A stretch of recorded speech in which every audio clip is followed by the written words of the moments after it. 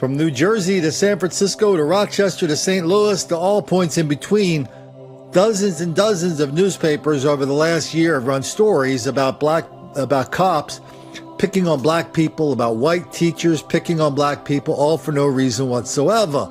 They like to use lots of numbers. They like to use lots of pretty little graphs.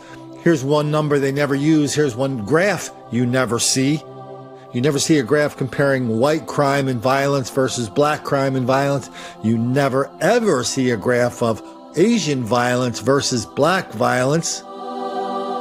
No, instead, what they want us to believe is that cops, white people are creating this relentless racism on black people all the time, everywhere. That explains everything. That, of course, is a fairy tale. It's a lie. It's the biggest hoax of our generation. Why don't we take a look at a couple of examples and ask the question is, why are these things I'm about to show you, why are they a black thing? A surveillance camera inside an East Valley convenience store off of Tropicana and Nellis catch a pack of wild criminals out to wreak havoc. Police say 3 women and 2 men hit the store and another near Flamingo and Sandhill Thursday morning between 1 and 1:15. Look as one of the women goes behind the store counter and grabs the clerk. While the clerk is struggling with one of the suspects, the others are shown throwing cigarette packs up in the air. You also see one of the hoodlums throw a floor sign at the clerk. Even the cash tray is tossed. Police say the 5 people stole money and store merchandise. I know that young man in the store, he's a very nice boy. Fight broke out at the awards. They just shut the down. This is video of the chaos now going viral on social media that erupted inside the Trocadero at 10th and Arch last night during the Philly Hip Hop Awards. Organizers say they were celebrating urban artists for an 8th year. That's when a dispute between 2 groups at the event turned into a brawl. As it was breaking out, I was just like, oh my God, not now, you know, because it was going really well. Thank God, because of my husband, I wasn't injured as much as I could have been, because people were falling over each other, just trying to get away, not trying to be a victim. Everybody pushed. We all fell over the gate. We went back inside to help a few young guys get out who were seriously injured there, couldn't walk outside. I mean, it was crazy. Witnesses say the brawl spilled out onto Arch Street, where some say they thought they heard gunshots. Okay, here's a very weird story.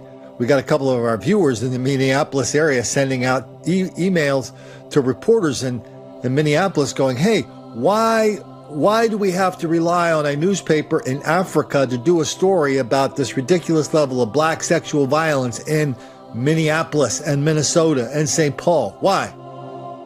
And so here's a story out of the Sahara Tribune, and the story talks about how people from Africa, specifically Kenya, are being arrested in Minneapolis, St. Paul for sexually assaulting their daughters. That's weird when you think about that story of the new member of Congress from Minnesota. They say she was married to her brother, kind of an immigration scam. Anyway, so this story goes on and on and on about what happened, who did it, what happened to them, the bail that was set, how some people got deported. Some guy got deported, went back to Kenya and ran for office and won.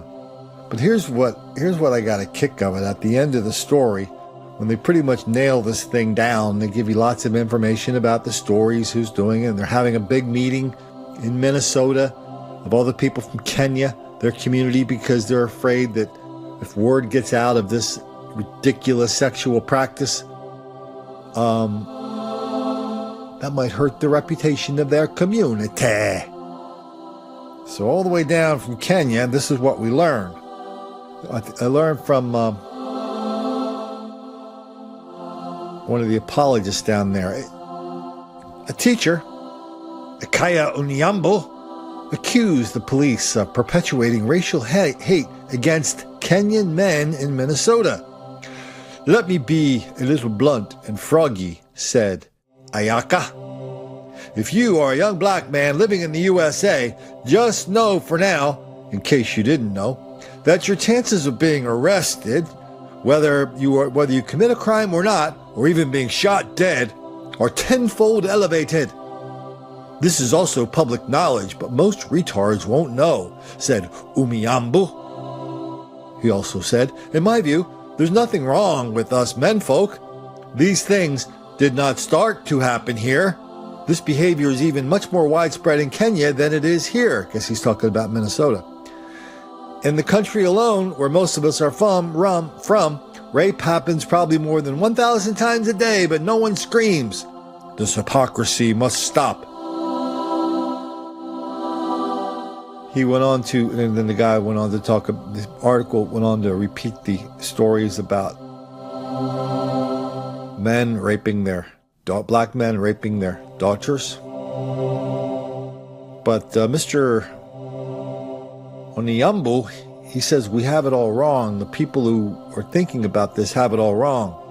If you are a woman with a son, you are better served worrying about your black son's future than cheerleading arrests that have not been proven yet.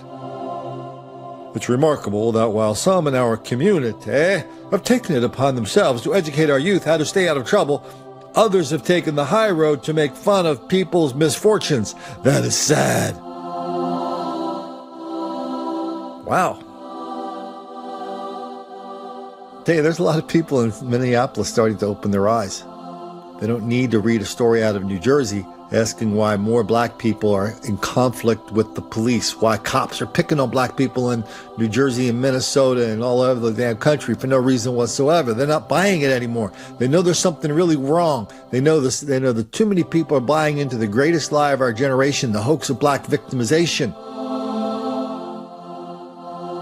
And more people are starting to open their eyes, open their mouths, lift up their voices, and ask what the hell is going on there. And fewer and fewer people are caring if any of the black kids get angry.